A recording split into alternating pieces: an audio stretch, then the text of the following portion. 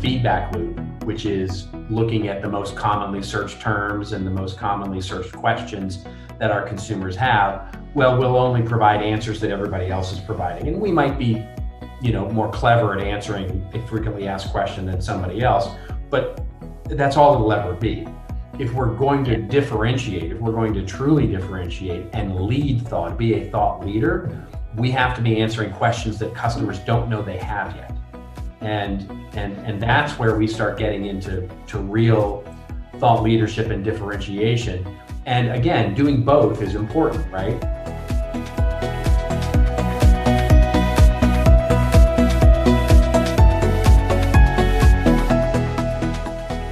These days, it's harder than ever to create great customer experiences. It's not enough to put up a website, offer a blog or a white paper, even a video or a podcast. Content matters. What you say, how you say it, when you say it, it all matters. All the strategy, the planning, the development and delivery, it matters. Hi everyone, welcome to the Content Matters podcast, sponsored by Ingenix, the Agile Content Management Platform.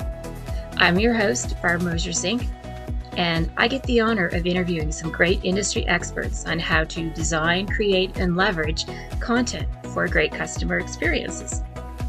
Today, I'm talking to Robert Rose, Chief Strategy Officer at the Content Marketing Institute and Chief Troublemaker, love that title, at the Content Advisory. We talked content marketing and its role in digital experience. We talked trends, content marketing teams and how they're evolving, the idea of building experiences and architecting desire. Robert is full of great ideas and insights, and I always walk away with a new perspective and new things to think about and to try in my practice on a daily basis. I think it's a great interview. I think you will learn lots, so we're going to get right to it.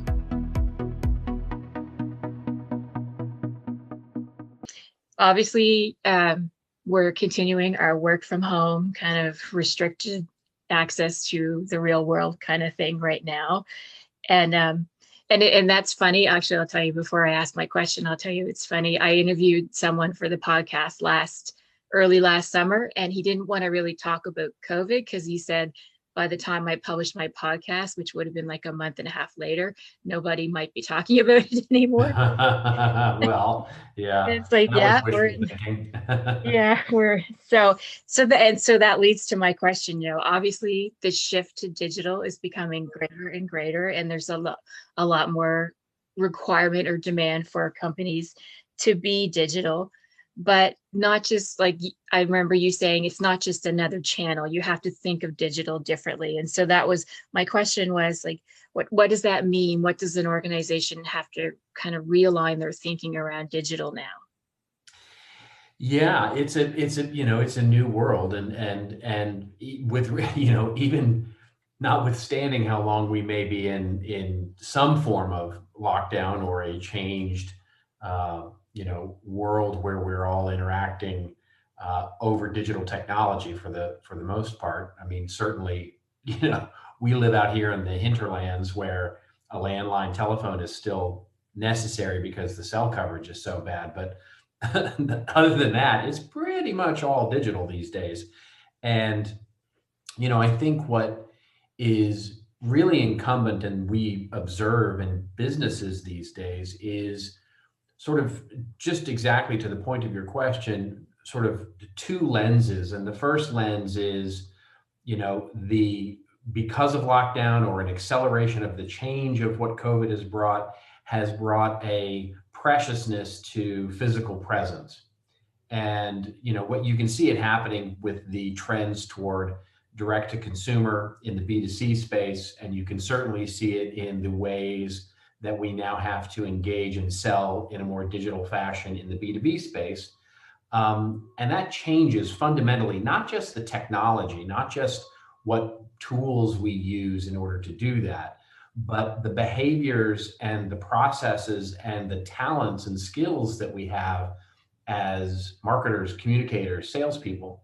And so that's really what's at the heart of the digital quote unquote transformation, is not necessarily just adding a bunch of new tools to your capability set, but truly learning as and evolving as humans on how we apply those tools in a way that really delivers the same or more value than we've been able to deliver before. And, and again, just the simple, most tactical thing, I've been working with a B2B organization on how they have to fundamentally change their PowerPoint communications to really optimize those presentations for screen share types of presentations rather than sitting at the foot of a table giving the PowerPoint to 40 people in a conference room. It's just different. And that transformation is truly digital in nature, and it encompasses a lot more than just the way we manage marketing technology. Is that something that you find that companies really struggle with, kind of really thinking about it in that way? What I find is that it's an easier thing to conceive than it is to actually change, and it's especially difficult where you're working again in a fully work from home situation.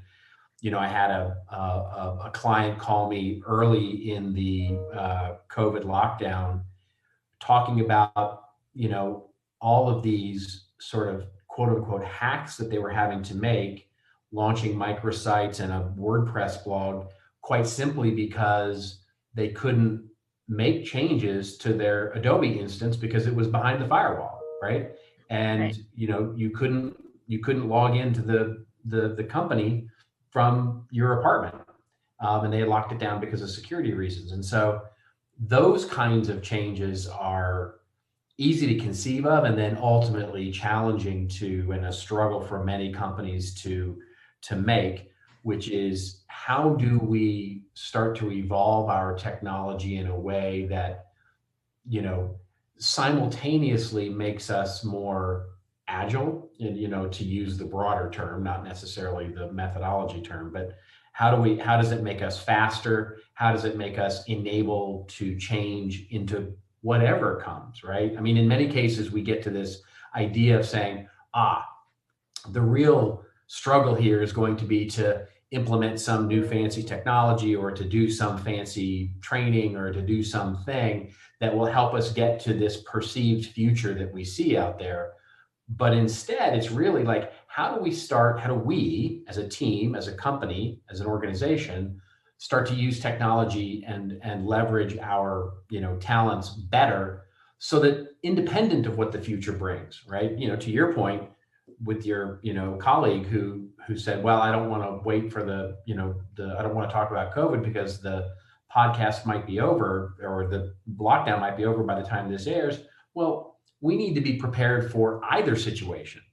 And that's the real struggle. That's the real change that we see anyway, that where companies are making them, they're really having a much better time of it. It's interesting. So what does that mean for the content marketing team? Like, what from the perspective of content marketing, what does that mean for the way a team kind of has developed and grown? Yeah, it's, not to put too fine a point on it, but it's really increased in importance. And, your more frequent listeners will recognize me as sort of like, duh, of course he's going to say that. But I think it really does, and it puts an increased importance on content marketing and content strategy. In other words, how does the business evolve the way it manages this asset called content in its in its programs, whatever it be, sales, marketing, communications, product management, internal communications, whatever that function may be. And I think, to put it into perspective, I see companies that really have done well over the last 9 months.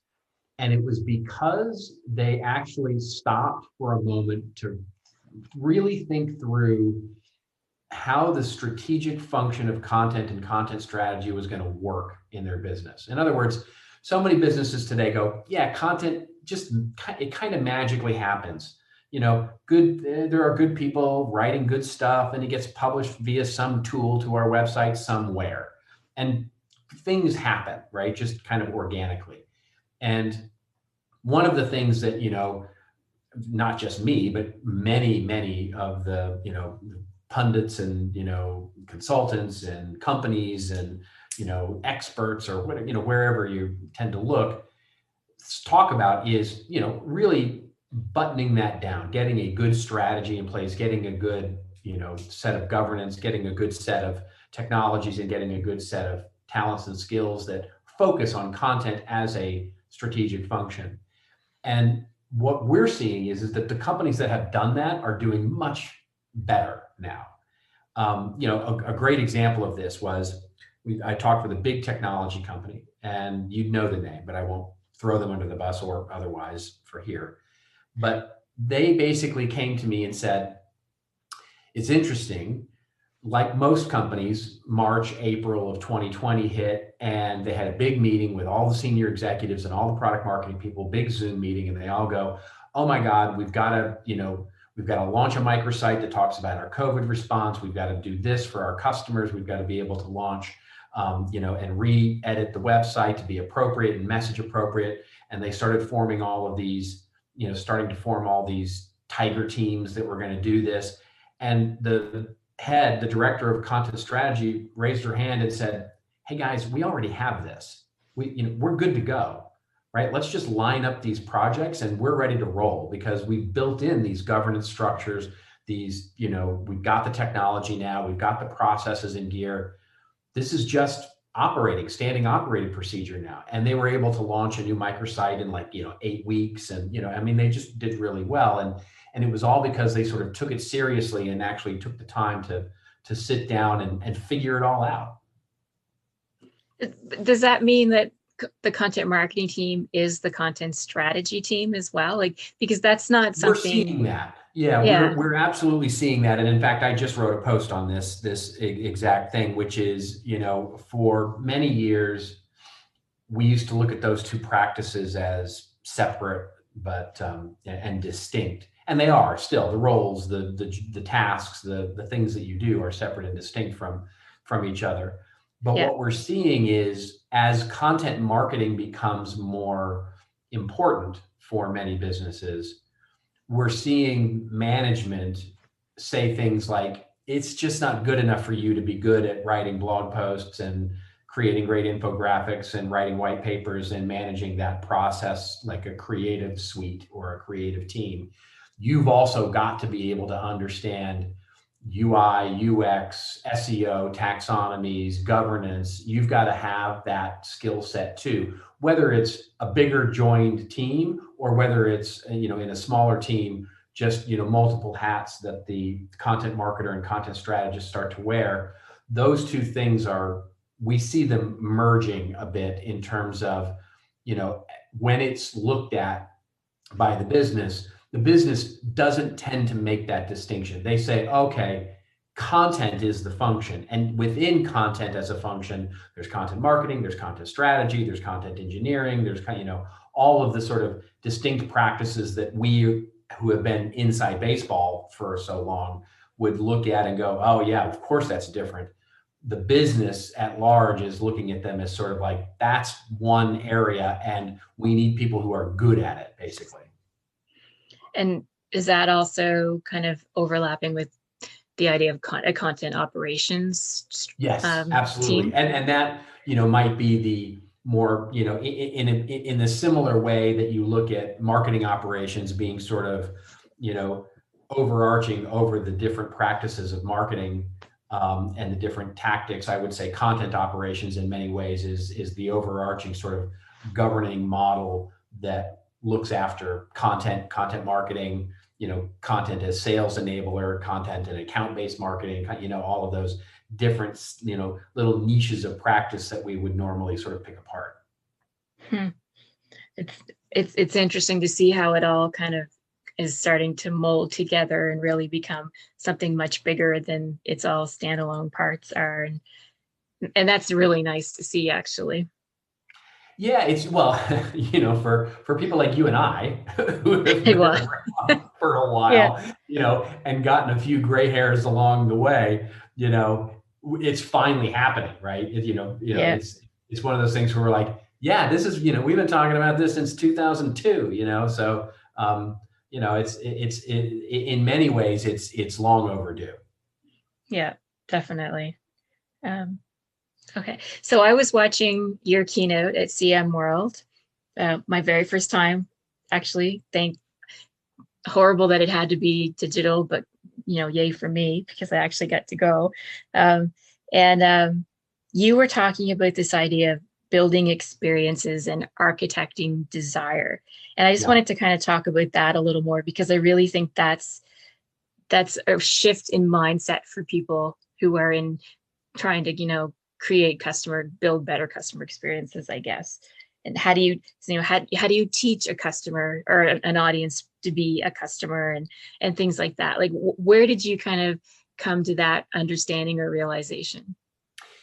Again, I think there's two lenses to it. One is sort of a nice segue from what we were just talking about, which is, as this idea of generating content and experiences for customers becomes more important in a more digital world, they have to serve a much more important role when it comes to facilitating the customer's journey.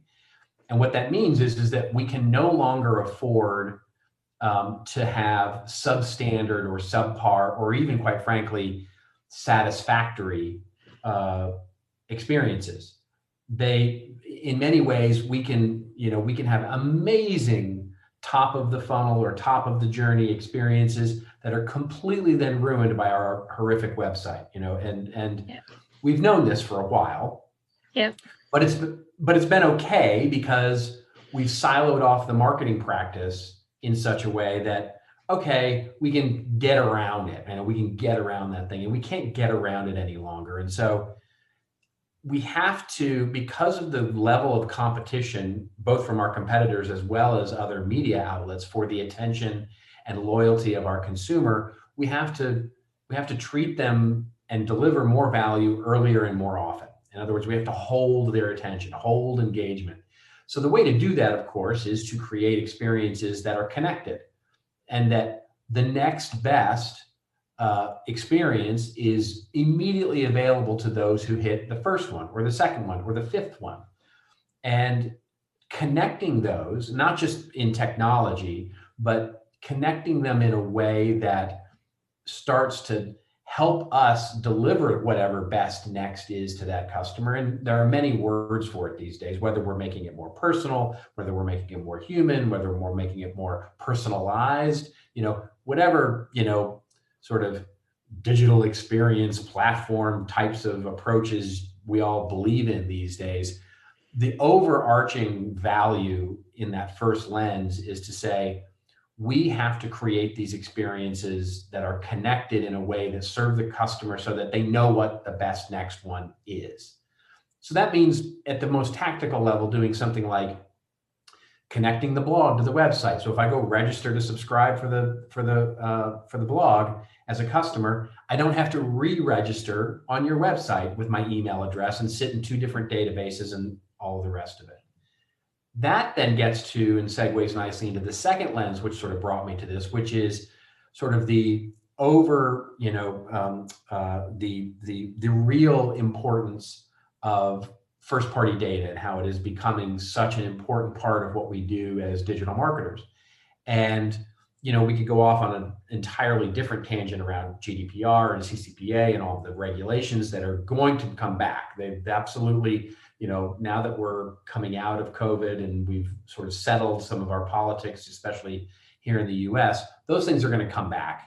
But more importantly, the disappearance of things like third-party data, second-party data, and the rising importance of first-party data means we have to get good at it. We're not going to abdicate it. We're going to have to get really good at acquiring first-party data and using it in a responsible and transparent way, which again points to connecting these experiences so that we have one view of audiences that become leads, that become qualified, that become customers, that become loyal, so that we can be extraordinarily transparent and frictionless when it comes to managing their personal data and leveraging it for our, nefarious marketing purposes.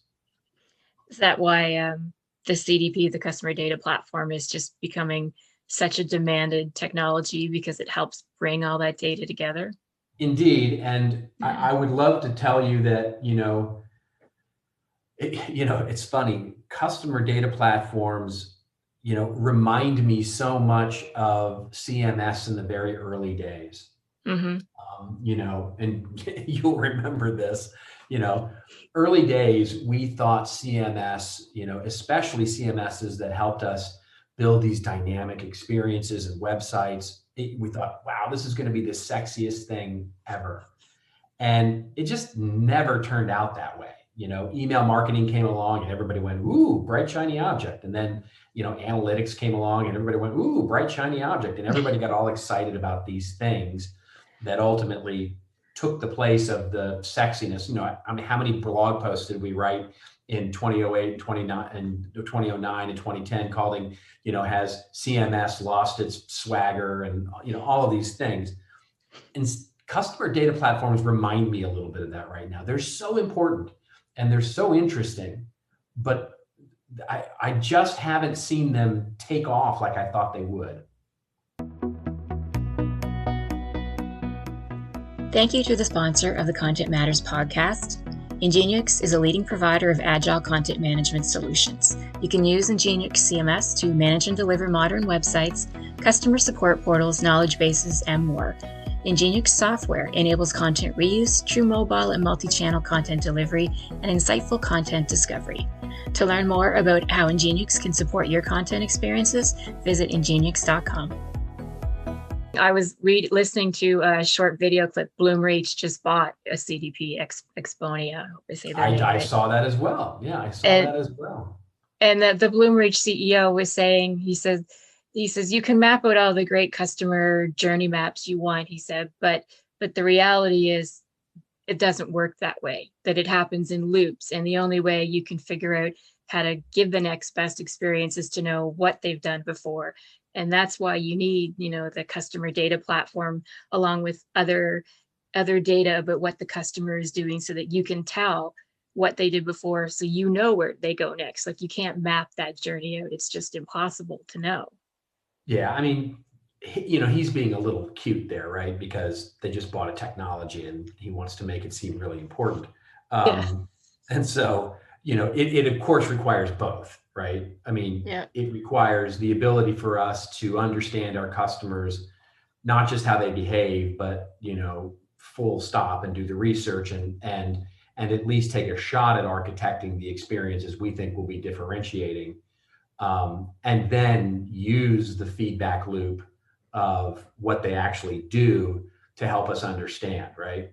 There's the famous picture that people that sort of look at that, sort of always point to is, it's the picture from the college campus where they show a fence and where people have, the way that people actually traverse around it is they build their own path, and then they show that basically it's wrong. What they don't show is that the re-architected version of that is you've got to have something to start with, and then people figure out what the right worn paths are going to be, and then you re-architect it to match those worn paths. And that's right. You got to start somewhere, and just listening. If you just start by listening, well, you're only going to listen to what you've put out there, and if you've created an extremely bad experience and, all of a sudden people start wandering their way around it, well, what you don't know is, have you created a really good experience that people are just trying to fine tune, or have you created an awful experience that people are, just won't engage with at all? And it becomes a garbage in, garbage out kind of thing. So it's two halves of the same coin. Yeah. So the key point there is, you do a map or, an experience, but you don't just leave it and walk away and think everything's great. You've got to constantly evaluate, adapt, reiterate, and make it better all the time. That's right. Maps, we make maps, and maps change as the world changes, right? And so that's the real key is that what do you do first? Do you go out and just wander around and see what the best thing is and then make a map? Or do you go take the route you took and make a map and then change it as your perception of the world changes? And that latter way is, typically the way I find that, creative, marketing communications happens. Right. Yeah. One of the other things that you said was that, and you kind of talked about it a little bit already, was that it's not enough to be the FAQ of your industry. And I'm kind of guilty of this to some degree when I work with clients too, of trying to map out a content marketing that kind of shows that you understand the customer and you understand what they're trying to do and their challenges. But that's only the place you can start, but you have to be more than that, right? That's exactly right. And it gets to the point we were just talking about, and also sort of, looking at those best next experiences, so often if we only offer, the feedback loop, which is looking at the most commonly searched terms and the most commonly searched questions that our consumers have, well, we'll only provide answers that everybody else is providing. And we might be, more clever at answering a frequently asked question than somebody else, but that's all it'll ever be. If we're going to differentiate, if we're going to truly differentiate and lead thought, be a thought leader, we have to be answering questions that customers don't know they have yet. And that's where we start getting into real thought leadership and differentiation. And again, doing both is important, right? We need to be able to answer all those questions that our customers have, but we also need to be able to lead them in ways that they didn't know that they needed to be led before, because that's where we'll differentiate against the competition. Does that is there a concern when you lead them that you're just leading them where you think that you want them to go because you want them to buy your product? Yeah, of course. I'm a marketing guy. I'm going to lead them down my point of view. There's that marketing. Yeah.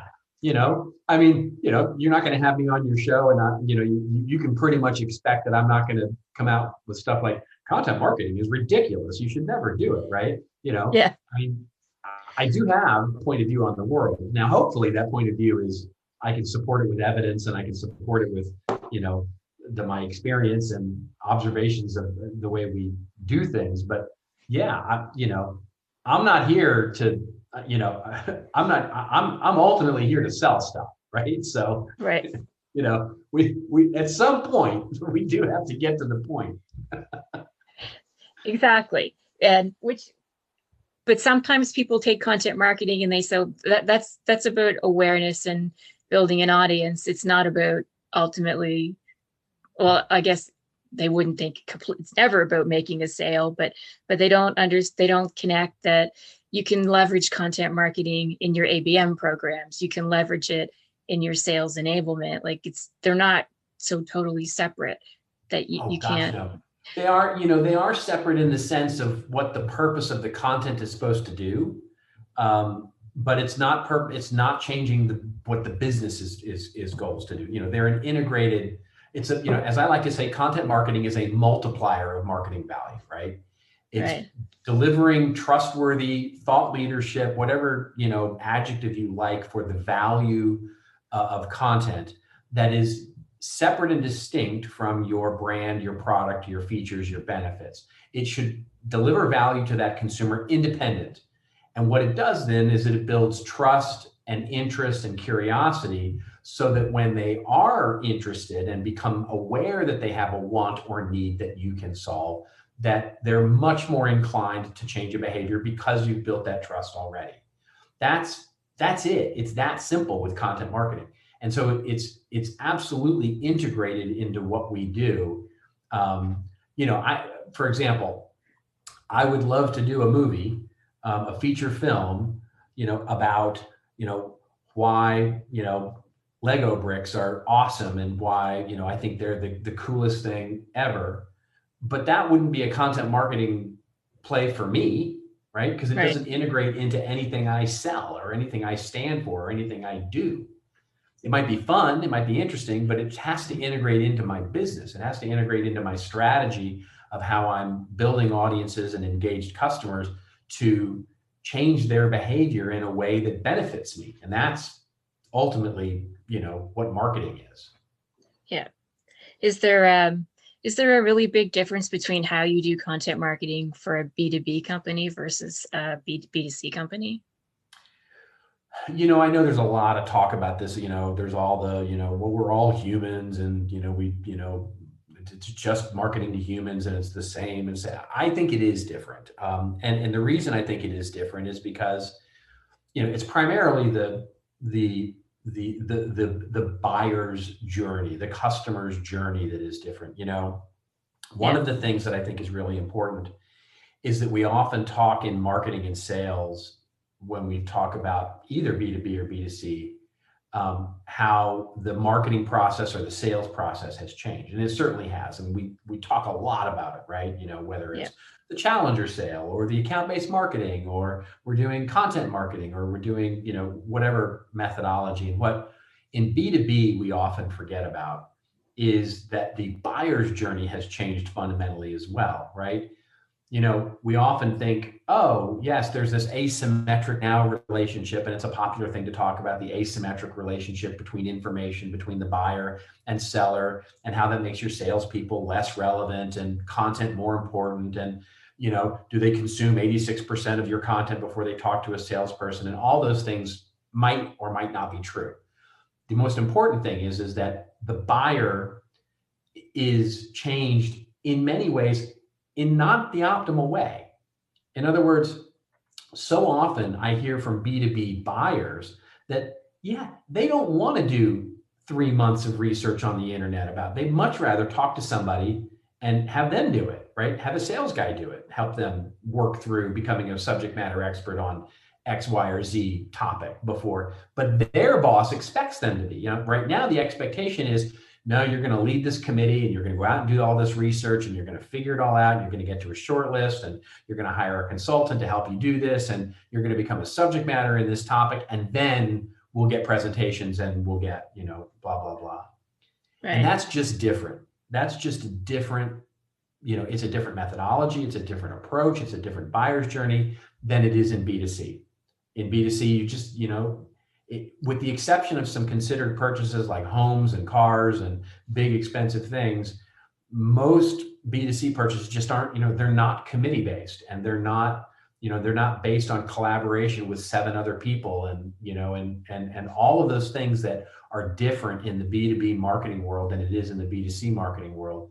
And with my, legs firmly entrenched in both worlds, because we have clients in both, I just see those differences every single day in the way that they measure, in the way that they go to market with their products, in the way that they engage customers, in the way that they have operational processes. So to me, there's more different than there is the same. And one of the things that are the same is, yes, we are ultimately, developing experiences that have meaning to humans. That's the same, but there's so much more that's different. I really like how you kind of speak to that, because that makes a lot of sense when you say it that way. Because I thought, well, maybe there's a lot of similarities, but it, yeah, the committee versus the single person definitely changes how you would kind of talk to them. Yeah. And how frequently you have to talk to them, and, Yeah. and the way that you talk to them, and the depth at which you can talk to them. I mean, you can't imagine if you're selling boxes of, Tide through a retailer, your life is spent developing, the B2B marketer will think, oh yeah, right. That's, if I'm selling boxes of Tide, I'm thinking about, where I'm doing my next TV ad and my Super Bowl ad, and, and I'm thinking about all these campaigns. And it's like, no, you're thinking about shopper marketing in, Walmart, and how you deal with slotting fees and all the things you're dealing with shopper marketing of, dealing with Walmart reps and all those kinds of, it's Right. just so different, right? Yep. Their activities and what we do for a living, that it's, and again, the thing that's similar is we are talking to humans, but what we're saying is incredibly different. Yeah. So here's this year, 2021, there's a lot of stuff probably going to change. Like, it changes all the time anyway. What would you say are the big things that companies should focus on adjusting for content marketing this year? Well, I think some of the things that we talked about at the top of the show are important, sort of taking a step back and looking at the, how you're managing the function of content. And what I mean by that, because it becomes a bit of a buzzword for sure, but there in both the B2B and B2C worlds, there is, an undoubted evidence-based move to have more direct conversations and more closer relationships with end customers. And I mean, that's something that is really similar between the two approaches. What that means is that we just have to be better at that communication. And ultimately, if you think about digital, offline, it doesn't really matter. Content is communication. That's it.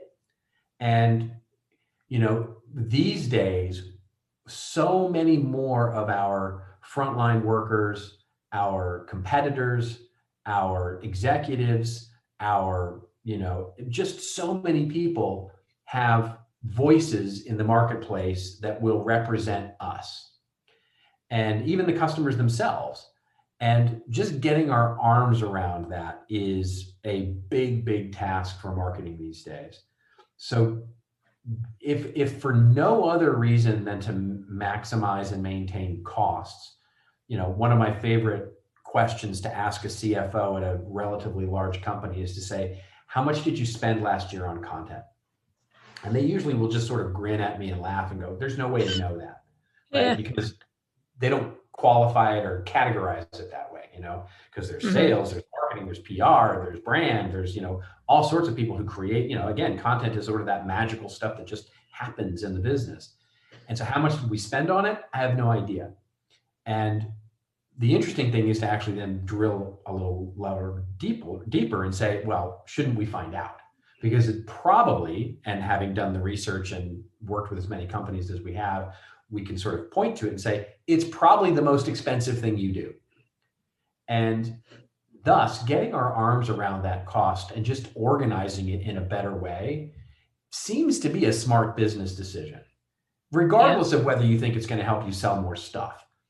Just getting your arms around the magnitude of what it is the business says as the business in its communications seems to be a smart strategy. And so now we agree that content strategy and content marketing is kind of an important thing. All we now differ on is how much effort we should put into it. And so, the idea is, well, let's figure it out. Let's figure out what is the right approach. And whether that's because of the accelerations of change in 2020 and becomes a top of mind thing for 2021 or not is, I from my perspective, is one of the most important things we can do, because, I'm looking at 2020 as kind of a do-over, right? It's a mulligan. Yeah.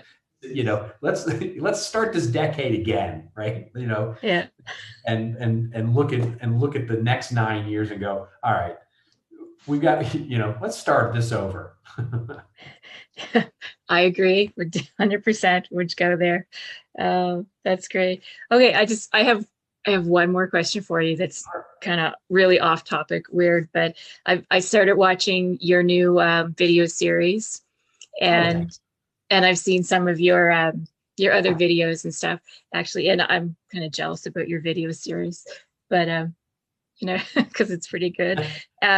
But so you always wear the same chain around your neck. And I was just wondering, they look like they're dog, they're like dog tags. I was just curious what it is. I know that's a really odd question, but I was curious because they look like they're dog tags. And I was just wondering, I don't know if that's an appropriate way to say that. That's what I'm used to saying. But. Well, it's awesome of you to notice that, actually. It is, I will tell you the story of it. And I've been wearing it for 20 years, this necklace. It is the pendant on it, the chain is just a chain. The pendant on it is a piece of petrified wood, actually. Really?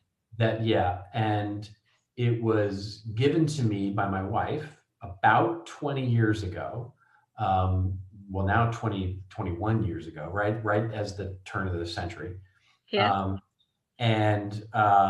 I've been wearing it ever since. It's my good luck. It's my good luck charm. But it just looks really cool. That's why it's just something that just every time I saw you and like it just kind of popped out at me, even though you can't quite see what it is. It's just, those little things that kind of fascinate a person. Like, there's a story behind it. So you're just curious. Nice. Yes. That's good. The story behind it is that it's, it is my good luck charm, and it has been and I wear it, constantly. It never really comes off. Cool. That's great. That I'm sure your wife loves that too. Yeah. Okay, so well, thank you, Robert. This was a really great conversation, and I know that I would have tons more questions, but I'm going to leave it there for now. Well, thank you for having me.